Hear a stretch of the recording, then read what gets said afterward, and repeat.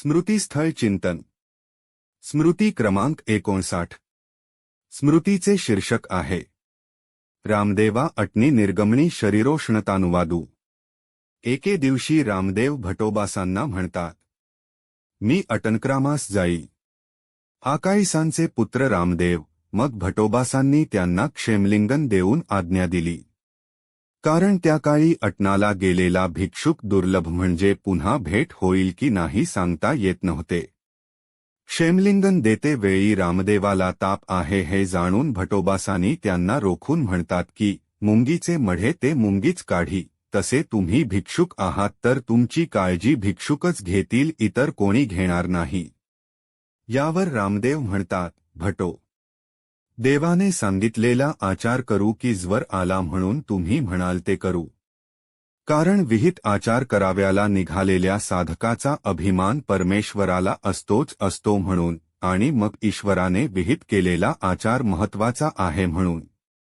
देवाने सांगितलेल्या आचारानेच तुमचा उद्धार होईल, आणि मी जर तुम्हाला इथेच अडवून ठेवले तर माझा उद्धार कसा होईल। म्हणून भटोबास म्हणतात, रामा, जे देवाने सांगितले तेच कर। आणि ज्वर आला असताना व श्री भटोबासांनी सांगूनही रामदेवांनी ऐकले नाही, कारण ते खूप विरागी पुरुष होते। अनुसरणानंतर सर्व रसयुक्त पदार्थ वर्ज्य केले व त्यांची आई आकाईसांनी दिलेले भोजन सुद्धा त्यांनी स्वीकारले नाही। इतके कडक आचरण ते करत होते।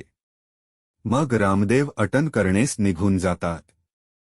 श्रीस्वामींच्या वचनाला अनुसरून रामदेव अटनास गेले, परंतु भटोबासांना त्यांची काळजी होती। त्यांनी पंडितबास व केशराजबासांना बोलावून दोघांना रामदेवावर लक्ष ठेवण्यासाठी त्यांच्या मागोमाग पाठविले।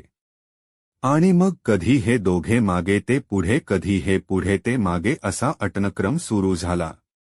पुढे रामदेव अशक्त झाले। वाटेत पंडितबास व केशराजबास त्यांना बरे वाटावे म्हणून काही श्लोक काही दोहा म्हणत, परंतु रामदेवांना ईश्वर नामाशिवाय कशातच चित्त लागत नव्हते। अशक्त असतानाही तशाच अवस्थेत रामदेव भिक्षेला जायचे। मग केशोबास व पंडितबास रामदेवांना शिळे भिक्षांमुळे त्रास होईल व त्यांची तब्येत चांगली राहावी म्हणून त्यांचे पुढे जाऊन ज्या वाटेने ते जाणार तेथील लोकांना म्हणायचे, एकला महात्मा येईल त्याला सोपस्कर भिक्षा द्यावी, म्हणजे गरम तुपभाताचे पदार्थ देण्यास लोकांना सांगत असत। परंतु असे सोपस्कर भिक्षांना पाहून आपले अटन भंग होऊ नये म्हणून ते त्या गावाचा त्याग करून दुसऱ्या गावी जात। तिथेही अशा पद्धतीने केशोबास व पंडितबास पथ्याचा उपाय म्हणजे त्यांच्या भल्याचा विचार करायचे, परंतु ते त्याचा त्याग करून पुन्हा दुसऱ्या गावी जात असत। अशा पद्धतीने रामदेवांनी आपले अटन भंग होऊ दिले नाही। अटनक्रम करत असताना पुढे जाऊन एका गावी दुसरे साधक अमृते मायंबा व रामदेवांची एका झाडाखाली भेट झाली। दोन्ही साधकांची गळाभेट झाल्यावर धर्मवार्ता व देवाच्या लीळा चिंतन सुरू झाले। मग मायंबास अमृते यांनी त्यांना माहीत असलेल्या श्रीस्वामींच्या अमृतमय अशा लीळा रामदेवांना सांगितल्या व ते लीळा ऐकून रामदेवांचे अंतःकरण आंतरबाह्य शांत झाले। अटन विजनातून झालेला शारीरिक ताप निवाला आणि त्यांचे डोळ्यातून अश्रू आले, आणि ते समाधानपूर्वक मायंबा अमृतबासांना म्हणतात, तुम्ही भले केले। मला देवाच्या अमृतमय लीळा सांगितल्या। मी ज्या ठिकाणी जायचो, ज्या जागेवर बसायचो, तिथे मला शांतता मिळत नव्हती। केशराजबास पंडितबास मला गीत ओवी श्लोक शास्त्र सांगायचे, पण मला त्यापेक्षा स्मरण करणेच बरे वाटायचे। त्यामुळे माझ्या ईश्वराचे स्मरणात व्यत्यय येत होतो। स्मरण करताना लीळा आठवताना तो आवाज कानी पडत होता, परंतु तुम्ही ईश्वराच्या लीळा सांगून निवविले। आणि त्याच ठिकाणी 1-2 दिवसांनी पंडितबास, केशोबास आणि अमृते मायंबास हे तिघेही रामदेवाचा सोबत एका झाडाखाली असताना रामदेव आता पूर्ण थकले आणि देह जाईल अशी त्यांची अवस्था झाली। आणि मग शेवटच्या क्षणाला केशोबासांनी त्यांना महावाक्याचे निरोपण केले आणि ईश्वराचे स्मरण करत करत त्यांनी आपले देह टाकले। महानुभाव साधक संपूर्ण ब्रह्मविदेचा अभ्यास करत असताना पूर्वी महावाक्य प्रकरण कुणीही गुरु सहजासहजी सांगत नव्हते, कारण ते अधिकरणाचे प्रसन्नता व साधकाची आर्तता पाहून साधकाचे अगदी शेवटचे वेळी सांगितले जायचे.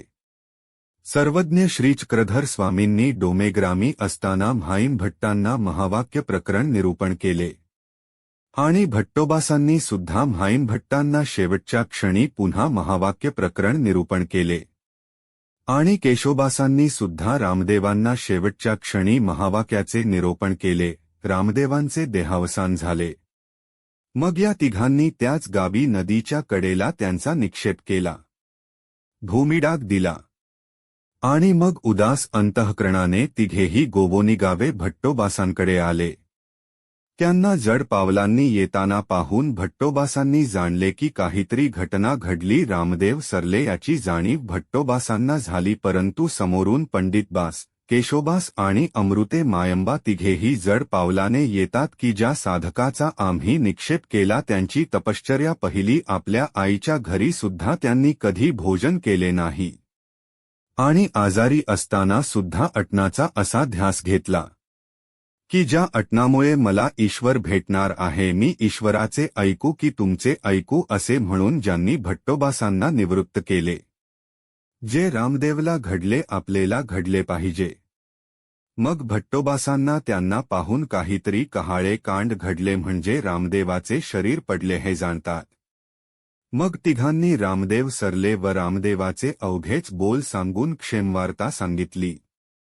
त्यावर भट्टोबास म्हणतात, जैसे आपणाते धिक्कारेती तैसे पुढिलाते धिक्कारिजे. हे संज्ञाने कार्य की गा, म्हणजे जसे साधक आपल्या मनाला अंतःकरणाला धिक्कारून आचरणाचा ध्यास घेतो तसे पुढिलाचे मनाचा विचार करता आचरणाचा ध्यास घेतला पाहिजे.